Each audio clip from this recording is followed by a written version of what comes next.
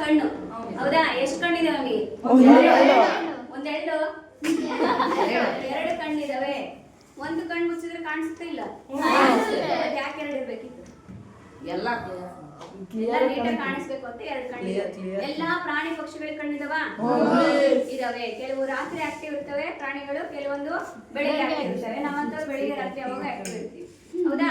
ರಾತ್ರಿ ಆಕ್ಟಿವ್ ಇದ್ದವಕ್ಕೆ ಕೆಲವೊಂದಕ್ಕೆ ಕಣ್ಣು ಯಾಕೆ ಕಾಣಿಸುತ್ತೆ ಬರೀ ರಾತ್ರಿನೇ ಆಕ್ಟಿವ್ ಇರ್ತವೆ ಅಂತ ನೋಡೋಣ. ಈಗ ಫಸ್ಟ್ ಕಣ್ಣಿನ ಭಾಗಗಳನ್ನ ನೋಡೋಣ. ಯಾವ್ಯಾವ ಭಾಗಗಳಿರುತ್ತೆ ಕಣ್ಣಲ್ಲಿ?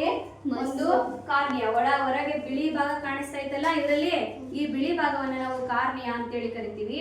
ಆ ಕಾರ್ನಿಯದಲ್ಲಿ ಒಂದು ಟ್ರಾನ್ಸ್ಪರೆಂಟ್ ಶೀಟ್ ತರ ಕೂಡ ಇರುತ್ತೆ, ಅರ್ಥ ಆಯ್ತಾ? ಅದು ಕೂಡ ಏನು ಇಲ್ಲಿ ಕಾಣಿಸುತ್ತಲ್ಲ ನಿಮಗೆ, ಕಣ್ಣನ್ನು ಓಪನ್ ಮಾಡಬಹುದು ನಾವೀಗ ಹೌದಾ? ಇದೇ ಕಾರ್ನಿಯ, ಅರ್ಥ ಆಯ್ತಾ? ಈ ಕಾರ್ನಿಯ ಏನ್ ಮಾಡುತ್ತಪ್ಪ ಅಂತ ಹೇಳಿದ್ರೆ ನಮ್ಮ ಕಣ್ಣನ್ನ ಹೊರಗಿನ ಪ್ರೆಷರ್ ಇಂದ, ಒತ್ತಡದಿಂದ ನಮ್ಮ ಕಣ್ಣು ಅದು ತುಂಬಾ ಗಟ್ಟಿ ಇರುತ್ತೆ, ಅದು ಕಾಪಾಡುತ್ತೆ ನಮ್ಮ ಕಣ್ಣನ್ನ, ಅರ್ಥ ಆಯ್ತಾ? ಈ ಕಣ್ಣಲ್ಲಿ ಮತ್ತೇನಿರುತ್ತೆ ಅಂತ ಹೇಳಿದ್ರೆ ವರ್ಣಪಟಲ. ಇಲ್ಲಿ ಕಾಣಿಸ್ತೈತಲ್ಲ ಇದೇ ವರ್ಣಪಟಲ. ನೋಡಿ ಇಲ್ಲೂ ಬರ್ದಿದ್ದೀನಿ, ಇದು ವರ್ಣಪಟಲ.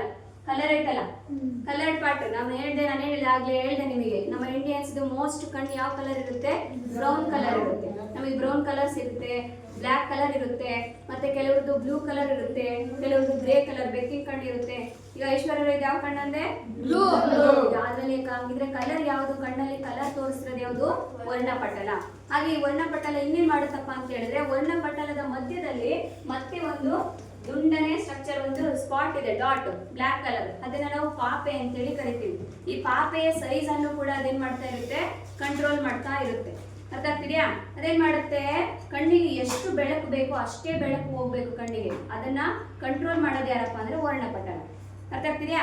ಈ ಕಣ್ಣು ಪಾಪ ಏನ್ ಮಾಡುತ್ತೆ? ತುಂಬಾ ಹತ್ರದಿಂದ ಬೆಳಕನ್ನ ಬಿಟ್ಟಾಗ ಏನಾಗುತ್ತೆ? ಸಣ್ಣಗಾಗುತ್ತೆ. ಎಷ್ಟು ಬೇಕೋ ಅಷ್ಟೇ ಬೆಳಕನ್ನ ಒಳಕ್ಕೆ ಸೇರಿಸುತ್ತೆ. ಅದು ದೂರ ಸರಿಸಂಗೆ ಅದು ದೊಡ್ಡದಾಗ್ತಾ ಹೋಗುತ್ತೆ. ಅದಕ್ಕೊಂದು ನೋಡೋಣಂತೆ, ಚಟುವಟಿಕೆ ಮಾಡೋಣ. ಈಗ ವರ್ಕ್ ಆಗ್ತಿದೆ, ಅರ್ಥ ತಗೋಬಾ.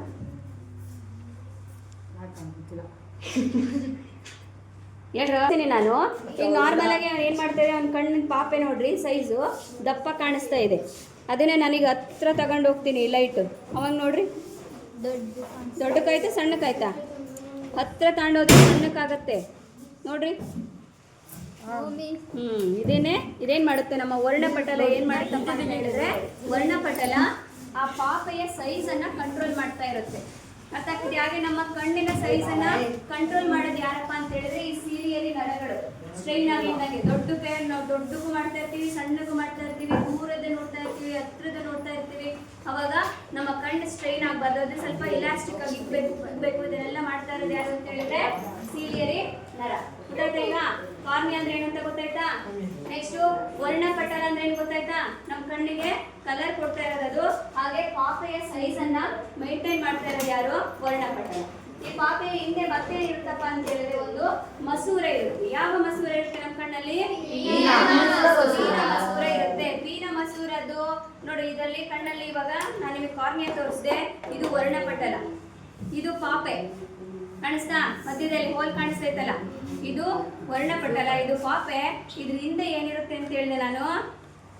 ಮಸೂರ ಇರುತ್ತೆ ಒಂದು, ನೋಡ್ರಿ ಕಾಣಿಸ್ತೈತಾ? ಮಧ್ಯಕ್ಕೆ ಉಬ್ಬಿದೆ, ಸುತ್ತ ತೆಳುವಿದೆ. ಹೆಂಗಿದ್ರೆ ಯಾವ ಮಸೂರ ಅದು? ಪೀನ ಮಸೂರ. ಈ ಪೀನ ಮಸೂರ ಏನ್ ಮಾಡುತ್ತೆ? ಬೆಳಕನ್ನ ಒಂದೇ ಕಡೆ ಕೇಂದ್ರೀಕರಿಸುತ್ತೆ, ಅರ್ಥ ಆಗ್ತಿದ್ಯಾ? ಅದೇ ಕೆಲಸವನ್ನ ಕಣ್ಣಲ್ಲಿರುವಂತ ಮಸೂರ ಕೂಡ ಮಾಡೋದು.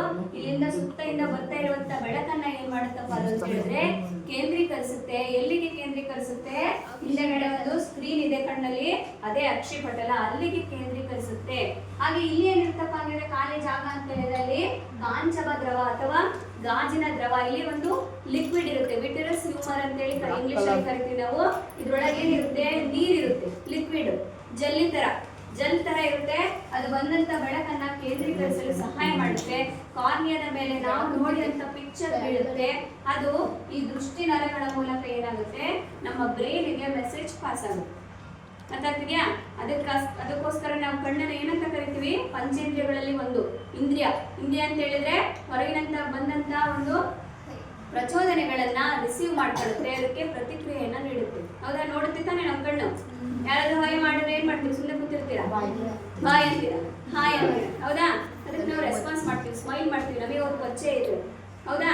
ಅದು ನಮ್ಮ ಕಣ್ಣು ಇಂದ್ರಿಯ ಪ್ರಚೋದನೆಯನ್ನು ತಗೊಂಡು ಅದಕ್ಕೆ ಪ್ರತಿಕ್ರಿಯೆ ಅಕ್ಷಿಪಟಲ. ಹಾಗಿದ್ರೆ ಈ ಅಂಧ ಪ್ರದೇಶ ಅಂದ್ರೆ ಏನಪ್ಪಾ ಅಂತ ಹೇಳಿದ್ರೆ ಎಲ್ಲಿ ದೃಷ್ಟಿ ನರಗಳಿರುತ್ತೋ ಅಲ್ಲಿ ಕಣ್ಣಿನಲ್ಲಿರುವಂತಹ ಜೀವಕೋಶಗಳಿರಲ್ಲ. ಕಣ್ಣಿನಲ್ಲಿ ಯಾವ ಯಾವ ಜೀವಕೋಶಗಳಿರುತ್ತೆ?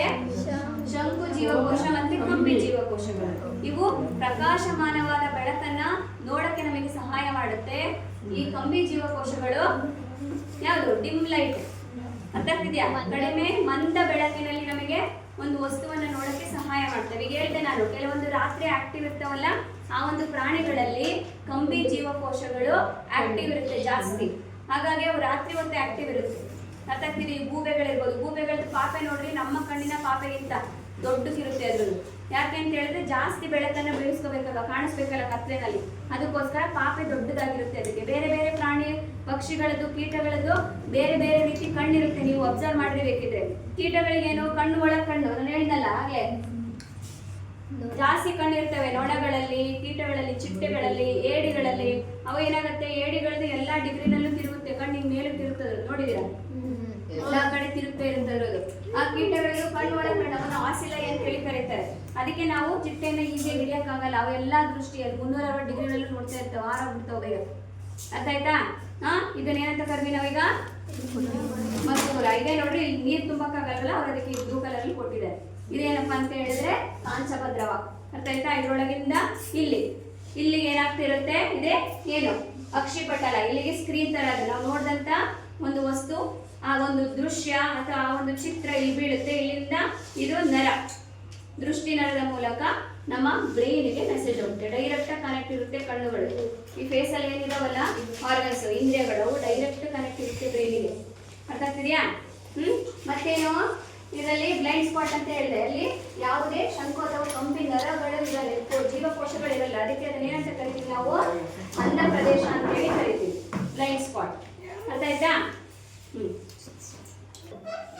ಪಟಾಕಿ ಹತ್ರದಿಂದ ಹೊಡಿಬಾರ್ದು, ಫೋನ್ ತುಂಬಾ ಹತ್ರ ಇಟ್ಕೊಂಡು ನೋಡ್ಬಾರ್ದು, ತುಂಬಾ ಹತ್ರ ಇಟ್ಕೊಂಡು ನೋಡ್ಬಾರ್ದು. ಪುಸ್ತಕ ಯಾವುದೇ ಒಂದು ವಸ್ತುವನ್ನ ತುಂಬಾ ಹತ್ರ ಇಟ್ಕೊಂಡು ಹೋಗ್ಬಾರ್ದು, ನಿರ್ದಿಷ್ಟ ದೂರದಲ್ಲಿ ಇಟ್ಕೊಂಡು ಹೋಗ್ಬೇಕು. ಕಣ್ಣನ್ನ ಉಜ್ಜಬಾರ್ದು, ಕಣ್ಣಿಗೆ ಧೂಳು ಬಿಡದಂಗೆ ನೋಡ್ಕೋಬೇಕು, ಕಣ್ಣು ಉಜ್ಜಬಾರ್ದು. ಆಮೇಲೆ ಸೂರ್ಯನ ಬೆಳಕನ್ನ, ತೀಕ್ಷ್ಣವಾದ ಬೆಳಕನ್ನ ಬರೀ ಕಣ್ಣಲ್ಲಿ ನೋಡ್ಬಾರ್ದು. ಅರ್ಥ ಆಯ್ತಾ? ಮತ್ತೆ ಏನ್ ಮಾಡೋದು? ಕಣ್ಣು ಎಷ್ಟು ಸೂಕ್ಷ್ಮ ಅಂತ ಹೇಳಿದ್ರೆ, ನಿಮಗೆ ಒಂದು ಕಣ್ಣಿಗೆ ಆಯ್ತಪ್ಪ ಅಂತ ಹೇಳಿದ್ರೆ ಆ ಸೋಂಕು ಇನ್ನೊಂದು ಕಣ್ಣಿಗೂ ಬೇಗ ಹರಡುತ್ತೆ. ಹಾಗಾಗಿ ಒಂದು ಕಣ್ಣು ಕೂಡ ನಾವು ತುಂಬಾ ಇಂಪಾರ್ಟೆಂಟ್, ಅಷ್ಟು ಚೆನ್ನಾಗಿ ನೋಡ್ಕೋಬೇಕು. ಈಗ ಕಣ್ಣಿನ ದೃಷ್ಟಿ ದೋಷ ಇದೆಯಪ್ಪ, ನಮ್ಗೆ ಕಣ್ಣು ಕಾಣಿಸ್ತಾ ಇಲ್ಲ ಅಂತ ಹೇಳಿದ್ರೆ ನಾವ್ ಏನ್ ಮಾಡ್ತೀವಿ? ಕಣ್ಣಿನ ದೃಷ್ಟಿ ದೋಷಗಳನ್ನ ಸರಿಪಡಿಸ್ಕೋಬೇಕು ಅಂತ ಹೇಳಿದ್ರೆ ನಾವ್ ಏನನ್ನ ಹಾಕೊಳ್ತೀವಿ? ಕರ್ನಾಟಕದಲ್ಲಿ ಏನ್ ಬಳಸಿರ್ತಾರೆ? ದರ್ಪಣವನ್ನ ಬಳಸಲ್ಲ, ಬಳಸ್ತಾರೆ. ಪೀನ ಮತ್ತೆ ನಿಮ್ನ ಮಸೂರಗಳನ್ನ ಬಳಸ್ತಾರೆ. ನಮ್ಮ ಕಣ್ಣಲ್ಲಿರೋದು ಏನು? ಮಸೂರ. ನಮಗೆ ಏನು 2 ತರ ದೃಷ್ಟಿ ದೋಷ ಇದಾವೆ. ಸಮೀಪ ದೃಷ್ಟಿ ದೋಷ, ದೂರದ ದೃಷ್ಟಿ ದೋಷ. ಹತ್ರದ್ದು ಕಾಣಿಸಲ್ಲ, ದೂರದ ಕಾಣಿಸುತ್ತೆ. ದೂರದ ಕಾಣಿಸಲ್ಲ, ಹತ್ರದ್ದು ಕಾಣಿಸುತ್ತೆ. ಅದನ್ನ ಸರಿಪಡಿಸ್ಕೋಬೇಕು ಅಂತ ಹೇಳಿದ್ರೆ ನಾವು ಯಾವ ಒಂದು ಮಸೂರವನ್ನ ಬಳಸಬೇಕಪ್ಪ ಅನ್ನೋದಕ್ಕೆ ಒಂದು ಈಸಿ ಟ್ರಿಕ್ ಏನು ಅಂತ ಹೇಳಿದ್ರೆ ಸನಿದಾಪ.